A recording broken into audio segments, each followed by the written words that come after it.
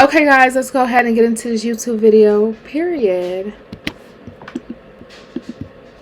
17th, 2020, 20-year-old Daquan Saxton was shot and killed.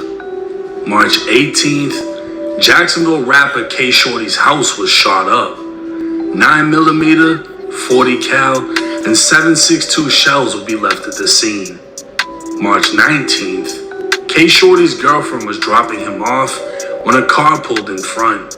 Two shooters got out opening fire, killing her and almost killing him. Fast forward to 2025, Kshordy has already been sentenced to 12 years in prison for a rifle, is facing a murder charge, and now his own paperwork. What's up, everybody? It's 1090 Jake. I'm rocking with y'all and y'all rocking with me. And for this video, we're going to be speaking on Jacksonville Rapper Kshordy allegedly sliding on ops, telling on ops, and then sliding again. Damn. When it comes to drill, Jacksonville has made a name for itself, but the reputation has slowly faded as the many faces of drill. What the fuck I seen? What did I see? I think I seen on like TikTok or something. I can't remember. Fallen victim to the streets or to the law. 23-year-old Therese Powell, who's more commonly known as the rapper Kshordy, has unfortunately fell victim to both. A documented member of 6 Block, the 6 would be made famous by its most famous rapper, Julio Fulio.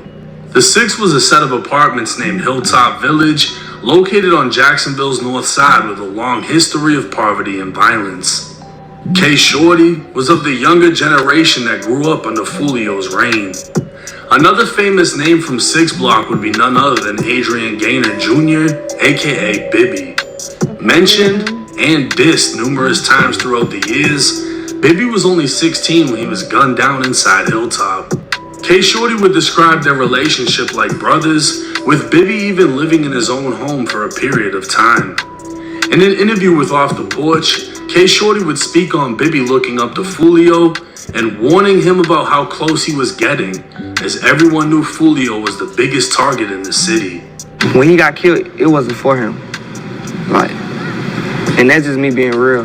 Before he died, a week before he died, I called him on the jail phone, and I say, I see you out there. If you turn, I see you with Fulio, you doing, I'm like, but don't get caught up in that, bro. I was like, you know how bad they want him. They'll get anybody just to hurt him. You know, I'm telling him this. And he's just like, yeah, I know, bro. I be chilling. I don't be on that too much. I just go to the shows and I hang, bro. I don't be on that internet like that. But you done got in the trailers. They know who you is now. You feel me? Like, even if you ain't dissing, you around them. So you're a part of it. And that's how he ended up happening to him. And it hurt me so bad because I knew, like, he ain't deserve that. Bibby's death would be one of many that would affect Kshordy, but one specific murder is believed to have changed him for the worst. 17-year-old Nandi Weich was living a high school dream. A cheerleader, good grades, and the hopes of attending Florida A&M University. Nandi would even be interviewed by the local news in Jacksonville during the holidays, wishing for a car for Christmas, and her wish would come true. And your wish? I want a car. On Christmas Day, Nandi woke up to a brand new red Toyota. Life was seemingly on the rise until 3 months later, when it all fell apart. March 19th, 2020, Nandi had just went on a date with her then-boyfriend, Kshordy. She drove to Portsmouth Ave and was dropping him off when another vehicle pulled up and 2 men exited. Gunfire erupted as bullets repeatedly pierced the windshield and, unfortunately, her body. When police arrived at the scene, they'd find Kshordy shot inside the car, alive, but Nandi would be pronounced dead at the scene. Witnessing his girlfriend's death, it was rumored this was the turning point that left Kshordy committed to violence. After all, he was clearly the target in the shooting, and investigators would later learn why. 10 months after the shooting, police announced the arrest of 21-year-old Roland Ball and 16-year-old Xavier Porter. Through a search of Xavier's phone, investigators would recover messages in which he not only admitted to the murder, saying Nandi wasn't the intended target, He admitted they were trying to kill Kshordy, as Kshordy was the one who killed his older brother Daquan Saxton 2 days earlier. With the announcement of the arrest, the news would report police stated a gray vehicle was seen pulling up in front of Nandi's before two men got out and opened fire with an AK-47. The news would also report multiple people identified Roland Ball as a suspect in the case, and one of them, described as an eyewitness, told police they saw Ball get out of a vehicle armed with an automatic rifle and fire into Nandi's vehicle before taking off. We now know that eyewitness was none other than Kshordy. Roland's lawyer would file a motion to suppress in and out of court identification, and within that motion, they are attempting to throw out Kshordy, identifying Roland as one of the shooters. On April 8, 2022, Kshordy participated in a deposition in an attempt to take back the statements he told to police after the shooting.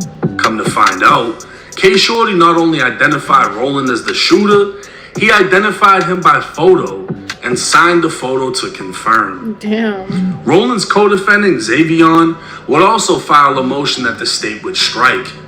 The state would claim Kshordy's deposition contradicts his sworn statement to police, where he identified Roland as the one that shot him. The state maintains Kshordy's original answer in his sworn statement is true.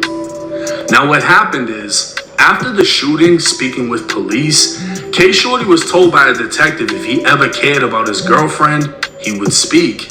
And he did. Kshordy named Roland as the one who shot him, ID'd the picture, and signed it. But 2 years later, during a deposition, Kshordy would attempt to take it all back, saying he was manipulated into saying Roland was the shooter. He'd say he only named Roland because it was a rumor he was the one that did it, and that he doesn't actually know. He'd even say after the shooting he was in a deep depression and had no real motive to believe Roland did it. When asked again if he'd be able to identify anyone in the car who shot at him, he said no. So Kshordy attempted to take back everything he originally said. Roland was fighting to get Kshordy's statements thrown out, while the state was fighting to say the statements were true and Kshordy was now lying. The case would take another turn when investigators unraveled the motive behind the shooting. With Roland Ball identified, a witness would tell investigators Roland admitted to the shooting and named Xavion as being with him. Within Xavion's cell phone, investigators would recover text Xavion sent saying, "Look though, gang, I got one under my belt. Tariq's girlfriend, me and my brothers did that, cause Tariq killed my big brother. Nandi, yeah, she wasn't supposed to die. That was for Tariq. He killed my big brother." Investigators would now believe it was I don't get how, like, these niggas just be telling on themselves. Like, what's the point of doing it, running away, not getting caught, if you're just gonna tell yourself? Like, if you gonna shoot them, you might as well just stay at the crime scene, get caught, and go to jail. I just don't get it. Who shot and killed Daquan Saxton. The next day, Kshordy's house was shot up, and the day after, they tracked Kshordy, who was in his girlfriend's car.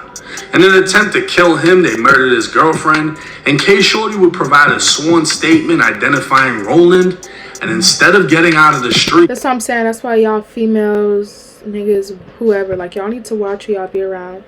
Because at the end of the day, bullets never have a name to them. Like, anybody can die just being at the wrong place at the wrong time, being around the wrong people. So you gotta really watch your surroundings, and watch who you be around, watch who you hang around, watch just all that. You don't want to be around the wrong person and lose your life in the process. Kshordy dove right back in. Kshordy currently sits inside of the Duval County Jail. Damn, he look different. This look like he on crack or something.